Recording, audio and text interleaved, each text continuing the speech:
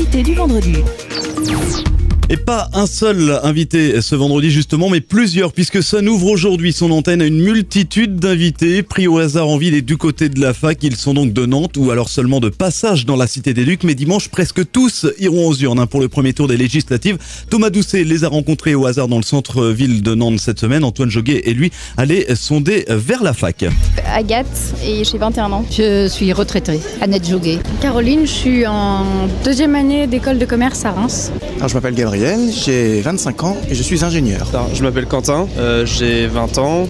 Je suis à la retraite, mon prénom est Monique. Est-ce que vous allez voter pour les législatives ce week-end ? Oui, je vais voter pour les législatives. Ah oui, je vais voter. On nous a donné aux femmes le droit de vote, alors je vote. Oui, certainement. Je vais voter pour les législatives, oui, tout à fait. Oui, comme toujours. C'est important cette élection ? Oui, bien sûr. Ah, très important en fait. Parce qu'on a élu un président et maintenant il faut lui donner une majorité présidentielle à l'Assemblée pour pouvoir faire passer ses réformes. Pour moi, c'est assez important parce que ça va me permettre de m'exprimer politiquement par rapport à ce qui s'est passé déjà le 6 mai. Et puis, je vais montrer un peu ce que je pense et j'espère juste que ça va changer un petit peu. Ah bah oui, c'est même plus utile que celle du président normalement. Ah bah parce que ce sont nos députés, c'est l'Assemblée ça, c'est là que les décisions se prennent quand le président ne prend pas trop de place, c'est la place à la place de cette Assemblée. Dans ma famille, on prend ça au sérieux. J'habite la Normandie, mes parents veulent que je rentre exprès d'ici pour voter. Qu'on soit content ou pas content du choix du 6 mai, il faut toujours continuer à s'exprimer, on peut pas laisser faire. C'est important d'aller voter parce qu'il faut aller voter, mais elle sert...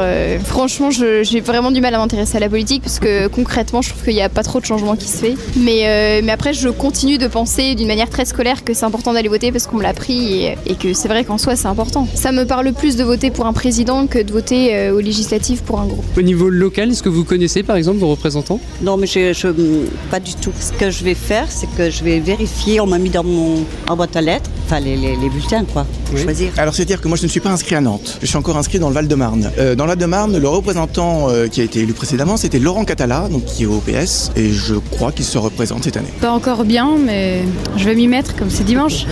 Une cohabitation, à votre avis, est-ce que c'est possible et est-ce que ce serait une bonne idée ? Oui. Pourquoi, selon vous ? Je sais pas pourquoi.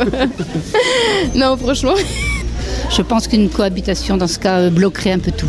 En soi, la cohabitation, je sais pas si ça ferait beaucoup avancer les choses, mais là, je pense que ce serait une bonne idée. Ouais, pour pas laisser faire trop de choses, pas laisser faire trop de choses à la moitié de la France. Je pense que la cohabitation serait une bonne idée parce qu'il y a quand même eu des extrêmes qui ont surgi des voix françaises et je pense qu'il faudrait un peu de tout pour que tout le monde soit à peu près content d'habiter en France. Bah, est-ce que c'est possible ? À mon avis, ça va pas. C'est pas ce qui va se passer, mais bon, c'est possible. Au reste, ce serait, à mon avis, extrêmement toxique pour la France. En particulier parce qu'on aurait un président de gauche et une assemblée de droite. Résultat, on aurait un projet présidentiel qui serait complètement entravé et le risque d'un statu quo. Donc à peu près exactement ce qui se passe actuellement aux États-Unis. Donc ça, on risquerait donc de retrouver, peut-être pas tout un mandat, mais au moins une bonne partie du mandat présidentiel dans l'immobilisme. Et c'est exactement ce qu'il ne nous faut pas.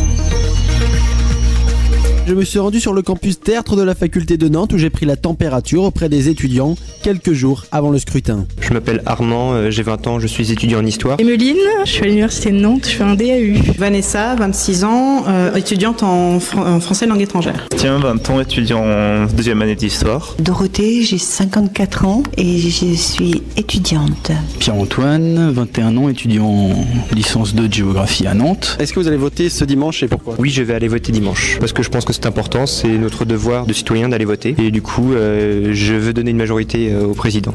Non, parce que ça m'intéresse pas et que j'ai pas trop suivi l'actualité.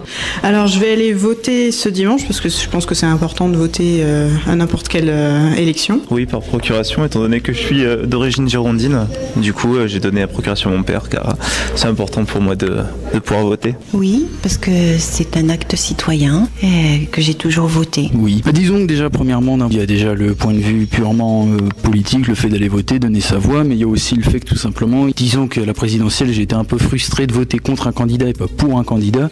Donc ça serait intéressant pour une fois de voter pour quelqu'un pour qui j'ai envie. Quel est pour vous l'enjeu de cette élection? Les députés sont les représentants locaux qu'on élit, donc ce sont nos représentants, donc c'est important qu'on vote pour eux, car si on a un problème, c'est à eux normalement qu'on doit s'adresser. Que tout le monde soit vraiment bien représenté, parce que je pense qu'à l'heure d'aujourd'hui, les gens sont un petit peu confus dans leurs opinions et souvent c'est un petit peu trop manichéen comme représentation. De voir si la victoire de la gauche est légitime, d'abord pour qu'il y ait une crédibilité du peuple français. D'être acteur en tant que citoyenne, juste par mon acte, j'ai une place dans cette société. Au-delà du simple enjeu de pouvoir définir tout simplement une assemblée, il y a aussi l'idée de pouvoir donner une voix et une représentation par rapport à nos idéaux. C'est-à-dire qu'on peut toujours aller voter pour un parti, disons, au pouvoir, de façon à donner toutes les capacités à ce pouvoir de se développer et de pouvoir se lancer dans ses réformes, ou alors voter contre le parti au pouvoir de façon à donner une forme d'opposition et de démocratie, comme certains diraient, même si bon, ça reste à voir. Mais il y a aussi surtout l'idée de pouvoir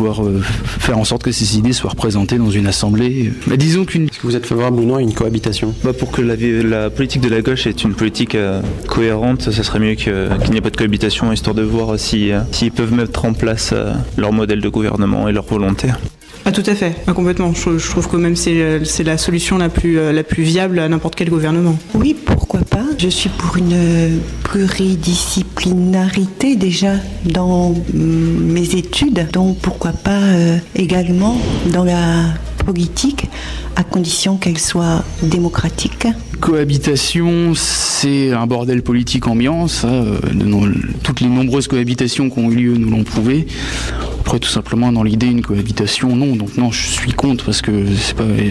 Le bordel ambiant, ça amène jamais à rien de bon. Et si c'est pour pendant 5 ans stagner parce que d'un côté t'en as un qui veut tenter quelque chose et l'autre qui dit non juste pour faire chier, ça va pas amener à grand chose. Et un reportage signé Antoine Joguet et Thomas Doucet.